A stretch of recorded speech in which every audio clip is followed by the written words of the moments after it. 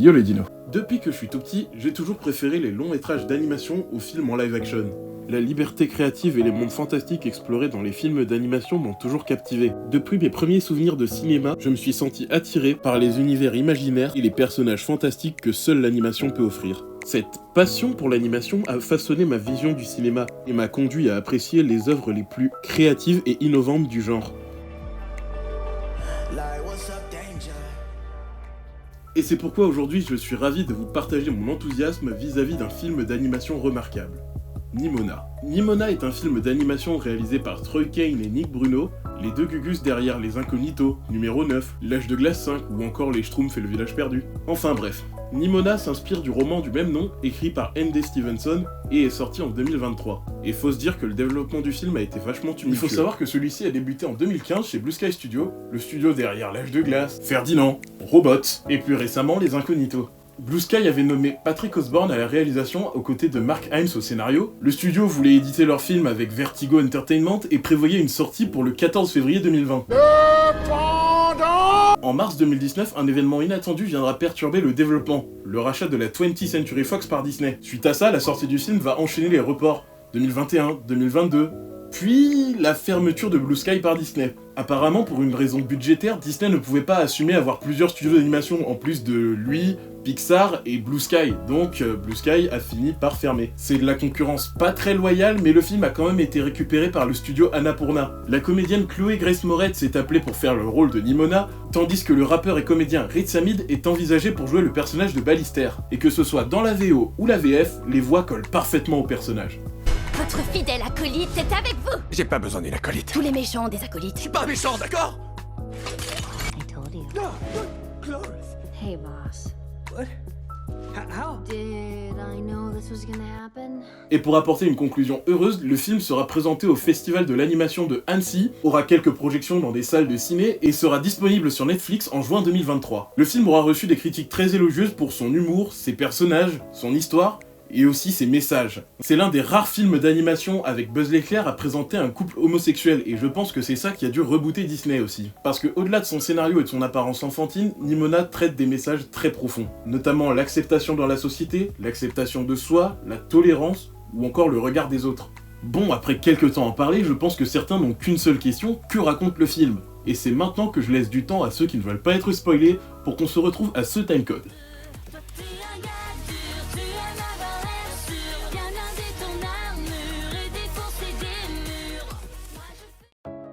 Dans un royaume fortifié à l'essence cyberpunk et médiévale, se dressent des chevaliers protégeant la cité contre les monstres de l'extérieur en perpétuant la tradition et la mémoire de Glorette. Ballister Bolhar, un roturier devenu chevalier, passe un moment intime avec son petit ami Ambrosius Goldenloy, descendant direct de Glorette. Un peu plus tard, lors de la cérémonie d'adoubement, un incident tragique survient. L'épée de Ballister blesse mortellement la reine sous le regard impuissant d'Ambrosius et de la directrice. Accusé à tort, Ballister devient un paria et se réfugie dans son laboratoire secret. Il se fabrique une prothèse robotique pour remplacer son bras perdu lors de l'incident. Jour, alors qu'il se morfond dans son repère, Ballister reçoit la visite inattendue de Nimona, une jeune fille énergique et très borderline qui lui propose de devenir son assistante. Étant très intrigué par son tempérament chaotique, Ballister accepte, et ensemble, ils forment une équipe improbable et décident de trouver des preuves pour prouver l'innocence de Ballister. Dans un premier temps, Ballister décide d'agir seul, mais... Suite à quoi, Ballister va se rendre compte que Nimona n'est pas une simple adolescente. Plus tard, ils effectueront une nouvelle mission qui les mènera à capturer, kidnapper Diego, écuyer qui détient des informations cruciales sur le complot contre Ballister. Diego leur montre une vidéo incriminante où la directrice de l'institut est vue en train de remplacer l'épée de Ballister par une épée piégée. Armés de cette preuve, Ballister et Nimona s'introduisent dans l'institut pour confronter Ambrosius et la directrice. Malheureusement, les plans de Cyborg et Changelin sont contrecarrés par le reste des chevaliers. Ils détruisent leurs preuves et laissent place à une scène incroyable. La directrice parvient à manipuler Ambrosius, semant ainsi le doute dans l'esprit du chevalier. De leur côté, malgré leur évasion rocambolesque, Ballister est déçu de ne pas avoir réussi à convaincre Ambrosius de son innocence. Quelque temps après, alors que la tension monte dans le royaume, Ambrosius découvre la vérité sur le complot et confronte la directrice. Cette dernière avoue tout et finit par poignarder le chevalier d'or.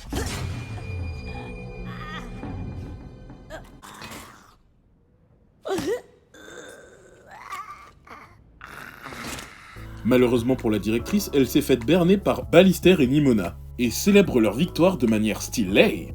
Juste après ça, la directrice parvient encore et une fois à retourner la situation en disant que la personne sur la vidéo de Ballister n'était que Nimona, ayant copié l'apparence et la voix de la directrice. Ballister reçoit un message d'Ambrosius lui demandant de se retrouver au bar pour discuter. Ambrosius explique à Ballister qu'il s'est fait manipuler par Nimona afin de détourner l'attention de la véritable menace. Ballister rentre chez lui, demande à Nimona si ce qui était dit était vrai. Se sentant trahi, Nimona quitte le labo folle de rage, laissant Ballister dans une situation critique. Your door's broken. Pendant ce temps, les souvenirs douloureux de Nimona refont surface, alors qu'elle se rappelle de son passé marqué par le rejet et la solitude. Profondément blessée par le manque de confiance de Ballister et les accusations portées contre elle, Nimona se laisse submerger par son chagrin et se transforme en un grand monstre noir, déterminé à mettre fin à sa propre souffrance. Alors que le monstre s'avance dans la ville, dirigeant vers l'immense statue de Glorette, la directrice se dirige vers les remparts pour orienter tous les canons vers Nimona. Cette dernière se trouve juste en face de l'épée, elle ouvre son corps déposant son point faible sur la pointe de l'épée en or, prête à s'empaler elle-même.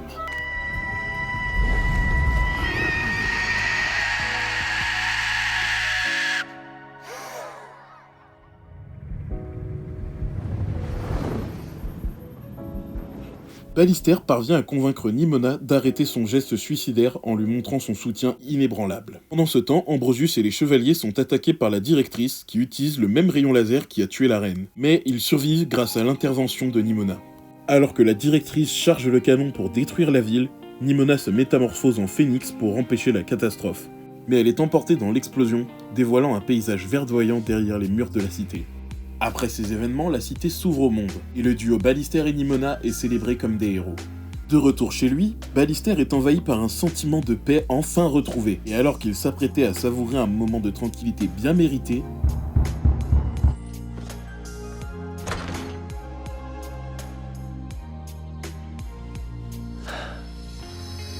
Hey, boss. Holy! Maintenant que nous avons exploré l'histoire captivante de Nimona, plongeons-nous dans le message profond que le film d'animation transmet à son public. Le message du film pourrait être que la vérité, la compréhension et le courage peuvent triompher de l'oppression et de l'injustice.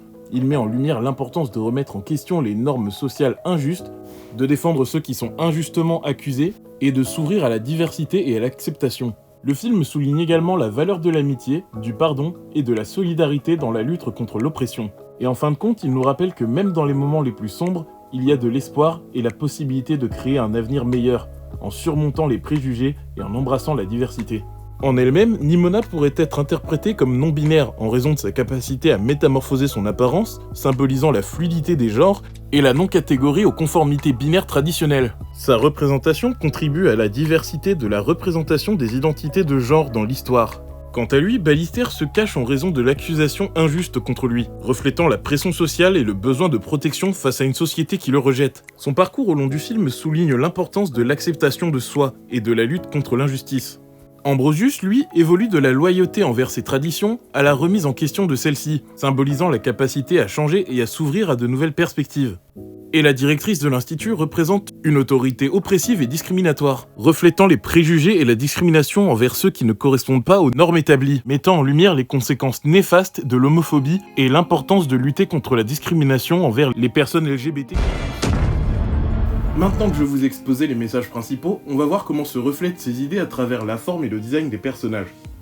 Ballister, composé de carrés et de teintes sombres, pourrait symboliser la force intérieure ainsi que la résilience et la complexité de son personnage. Les carrés représentent la stabilité et la solidité de son caractère, tandis que les teintes sombres reflètent les défis et les luttes auxquels il a été confronté dans sa vie. Ambrosius, quant à lui, composé de triangles et de couleurs d'or, pourrait représenter l'ambition, le pouvoir et la noblesse. Les triangles évoquent l'ascension vers les sommets, symbolisant l'ambition et la détermination d'Ambrosius à atteindre ses objectifs, tandis que la couleur dorée représente la richesse et la noblesse ainsi que la lumière que lui apporte son statut social élevé. La directrice, elle, composée de ronds et de droites, ainsi que de couleur blanche, pourrait symboliser la manipulation et la duplicité. Les ronds représentent la flexibilité et l'adaptabilité de son caractère, lui permettant de se fondre dans n'importe quelle situation. Les droites évoquent la rigidité et la dureté de sa personnalité, tandis que les couleurs blanches représentent l'apparence innocente mais trompeuse de ses actions. Et pour terminer, Nimona est composée de ronds et de couleurs rouge et rose, ce qui pourrait symboliser la passion, l'émotion et la spontanéité. Rond représente l'harmonie et l'ouverture d'esprit de Nimona, tandis que les couleurs rouge et rose évoquent l'énergie, la chaleur et l'amour qu'elle apporte à ceux qui l'entourent. Dans l'ensemble, ces interprétations soulignent les différentes facettes des personnages et les thèmes de l'histoire, tels que le pouvoir, la manipulation, la résilience et l'amour, en utilisant des symboles géométriques et des couleurs pour renforcer leur caractérisation et leur développement.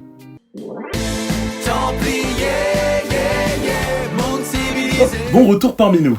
Malgré tout ce que j'ai pu dire, voir et lire sur le film, est-ce qu'on peut vraiment le classifier comme étant un chef-d'œuvre ? Eh bien en réalité, ça dépend du point de vue. Si on compare à tout ce que Hollywood a récemment sorti, c'est-à-dire des films issus de licences qu'on a vus et revus au fil des générations, c'est majoritairement vous deux que je parle, des films qui n'ont pas de thème, pas de message, pas de scénario, et qui n'ont que pour objectif d'en mettre plein la vue et de gagner plein d'argent, eh bien oui, si on le compare à eux, c'est vrai que Nimona est réellement un chef-d'œuvre. Mais si on le compare à d'autres films, des films qui peuvent être parfois indépendants, parfois des stand-alone, des films qui ont un vrai message à porter, des films qui traitent de vrais problèmes de société, des films qui n'ont pas peur de choquer dans leur thème ou leur mise en scène, et ben Nimona est juste tout ce qu'on devrait attendre d'un film. D'un bon film, certes, mais d'un film. Mais là où c'est intéressant, c'est que Nimona ne le fait pas en live action ou en animation japonaise, ils ont choisi de l'animation 2,5D. C'est comme ça que j'appelle des films d'animation en 3D qui rajoutent des éléments de 2D. Et si on compare à tous les Disney récents qui sont sortis, et Nimona les bat à plat de couture. Que ce soit dans les thèmes ou dans la mise en scène. Et personnellement, il fait partie de mes films d'animation préférés. Promis, on reparlera de lui plus tard. Après, vous pouvez autant être d'accord avec ce que je dis qu'en désaccord. Bon, après c'est vrai que le seul moyen efficace de vous faire un avis sur le film, c'est de le regarder. Il est disponible sur Netflix, si vous êtes amateur de VO, vous pouvez regarder la VO, mais moi j'aurais plutôt tendance à vous conseiller la VF. Si cette vidéo vous a plu, n'hésitez pas à la liker, la partager, à vous abonner à la chaîne et à laisser un petit commentaire. Et si certains veulent plus de vidéos comme celle-là, peut-être que je vais vous mettre un indice sur la prochaine chronique. Si j'ai pas la flemme. Non, tu l'as pas eu. À la prochaine tout le monde, c'était Velociraptor.